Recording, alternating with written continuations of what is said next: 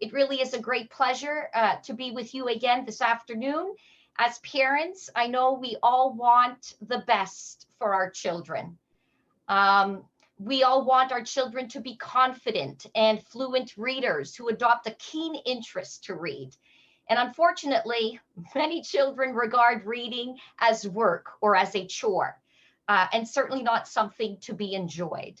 Many children quickly lose their interest or their desire to read. And the whole purpose of this seminar is to share with you some information regarding the importance of reading and some tips to help you as a parent encourage and motivate your child to read.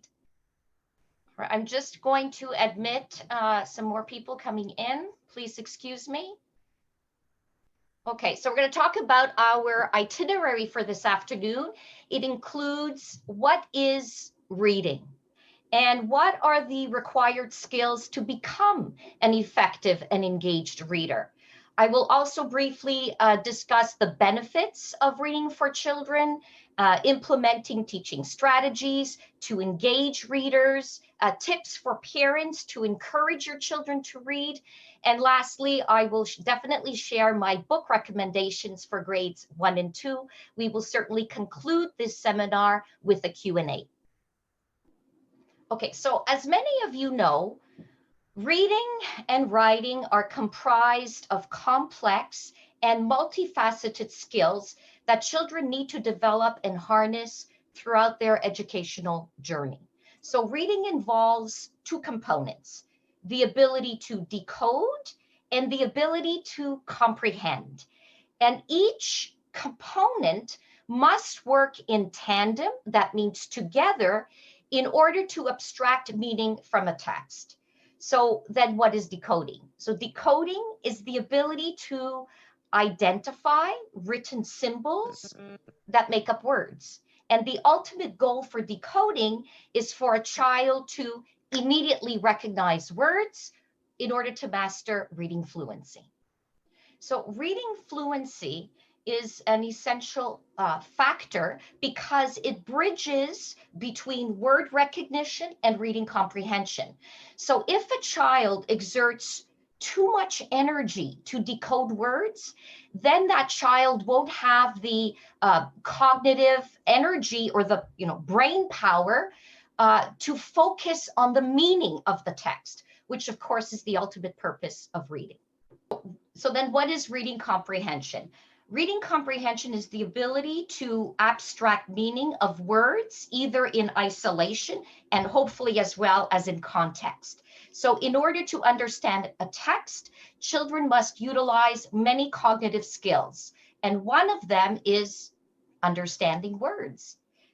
There are studies published over 70 years ago and time again peer-reviewed that demonstrates vocabulary and word retrieval are the best predictors of reading comprehension development in children. Students who struggle with reading comprehension may lack the ability to attach meaning to words, especially abstract words or concepts. So another cognitive skill that is needed to understand text is called inferential reasoning. So this involves children to make connections with what they read to what they already know or have prior knowledge of. Inferential reasoning is a foundational skill that is needed for higher order thinking that helps students make predictions, find clues in the text, and be able to draw conclusions. So I'm going to give you an example of inferential reading from a text. So I'm going to read you a passage. Tommy, Mom called as she walked in the front door. Tommy, she continued shouting. I sure could use some help with these groceries. There was still no reply. Mom walked into the kitchen to put the grocery bags down on the counter when she noticed shattered glass from the picture window all over the living room floor and a baseball not far from there. Mom yelled to herself as she realized that Tommy's shoes were gone. So a teacher will ask the child, what happened to the window? The window is not explicitly stated in this passage that it is broken. The child has to infer the information that there is shattered glass on the floor and has to infer that, oh, the window broke. Why did Tommy leave? The child has to infer that there was a baseball on the floor. So the child in the passage broke the window and hence was most likely, I'm going to guess, I'm going to put on my detective hat, scared that his mom would get upset. And that's why Tommy left. So the child will need to infer the information to respond to these types of questions. So to become an effective reader, children also need good working memory. So what is working memory? Working memory can be defined as a skill to keep and update information in one's minds. Students need to have a good working memory in order to be able to recall and to retain the information that they read. And as text becomes more complex, a greater amount of working memory is required. Lastly, another skill to help with comprehension is visualization, or the ability to form mental pictures as one reads. Visualization helps students to feel more connected to a text, helps them to gain a richer reading experience, and even helps them with a personal link between the text and themselves. So for example, if a child is able to visualize the characters in the book, then they may be more involved or committed to reading. Okay, so as you know, reading and writing are comprised of complex and multifaceted skills. I think I did this. Hold on. We need to go to the next slide. That was here.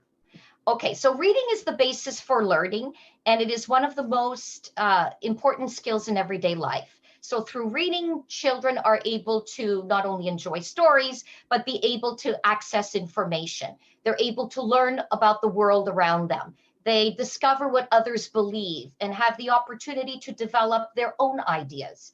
And as a result, reading, of course, is fundamental for children's educational and, of course, personal growth. So the research on reading. So according to Professor Alice Sullivan, children who read books avidly, that means often, by the age of 10, gain better test results at school. So children who are avid readers have greater intellectual progress in vocabulary, in spelling, in writing, and surprisingly, even in mathematics. So reading introduces young people to new vocabulary, to different writing styles, to plot development, to description, to narration, which all helps them to improve on their writing. Reading also helps children to develop new ideas. Improving on these skills are likely to enable students to better comprehend the material and to absorb new information and information across all subject areas. So another benefit of reading is that it improves children's imagination and their creativity. So just as exploring helps to boost creativity and imagination, so does reading. Reading is an exercise for the mind, and it is equally as important as physical exercise. So research indicates that reading helps children to develop the area of the brain that is responsible for cultivating mental images. So reading just 30 minutes a day helps students to exercise their imaginations and helps them to bring about new ideas. Reading gives children the ability to see the world in someone else's shoes and through someone else's perceptions or people's eyes. Reading also improves children's communication skills. So the more children read, the more they gain information and knowledge and word power. They become better equipped to articulate concepts accurately and effectively. Reading also allows children to hone in on cause and effect, which is a central element to what? A, developed arguments. B, to be able to discuss, to become better, effective negotiators, and as well to be able to convey a great story. So when children are able to precisely communicate their thoughts, they gain confidence, and they become better students. Reading also helps children to become lifelong learners. So lifelong learning is learning that is ongoing and educational activity in which children become increasingly responsible for their own learning behavior. They seek information from a variety of sources. They are open to new ideas. They have a passion and an interest to learn. The importance of lifelong learning is that in today's world, knowledge is becoming rapidly available, and science and technology necessitates continued changes in our lives. So children who develop literacy skills become young adults who have the critical skills necessary to evaluate information, to be able to formulate questions, and recognize that accurate information is needed to make good and sound decisions. Okay, so there are a number of different teaching strategies that educators implement in the classroom to help students become engaged in reading. So I will give you an examples. In grades 1 and 2, students use a reading log to record the number of books that they read within a week. In the reading log, students would typically record the title of the book, the author's name, the number of pages of the book, as well as write a brief summary or main idea of what the book is about. I normally ask my students in those grades to typically write a summary beginning with what happened at the beginning of the book, what happened in the middle of the book, and what happened at the end of the book. And the purpose of writing or recording what the book is about is that you want to avoid mindless reading, just reading but without understanding. And the reading log should be signed by the parent. And at the end of the week, if that student reaches his or her weekly reading goal, then the student may receive an award to help the students be motivated to read. In grades 3 and 4, students can then participate in literature circles. So this allows a group of students, they come together to discuss a book. There are different literature circle roles for the students, such as discussion director. So in this role, a student creates questions to increase comprehension, and questions that are addressed are the who, what, where, when, why, how, what if. Another role is called the vocabulary enricher. And in this role, a student chooses words to help his or her classmates understand the definition of these words and how to pronounce the word. And of course, this role allows the child to also do some research, like looking in the dictionary. The next role is called the literary luminary role and has the student guide the oral reading discourse.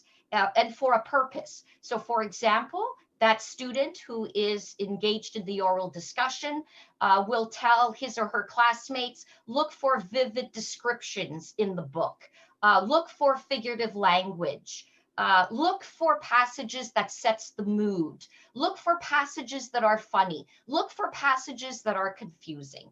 And then the last role is called the checker, and the student will ensure the assignment is complete. And the student will also ensure that in the group discussion that every member had an opportunity to speak, and then that student evaluates the student's participation. In grades 5 to 8, typically a teacher will either have class discussions or Socratic seminars to help the students gain a deeper understanding of the novel. Usually students will have to research the author's life, as well as the time the book was written in order to forge a deeper attachment to the novel. Students will be responsible to participate in class discussions. Students will need to either generate questions or respond to questions. There'll also be numerous activities assigned with the book, such as essay writing, speeches, creating a video, letter writing, news reports, quizzes, and tests. So I'll give you an example. For example, in the novel The Giver, students can pretend that they are one of the characters in the book, and they have to write and give a speech to convince the society's committee to change one of its rules. So this will give the opportunity for students to write in a character's perspective. As a culminating project, students can create their own society. So these are some of the teaching strategies that educators use to get their students engaged.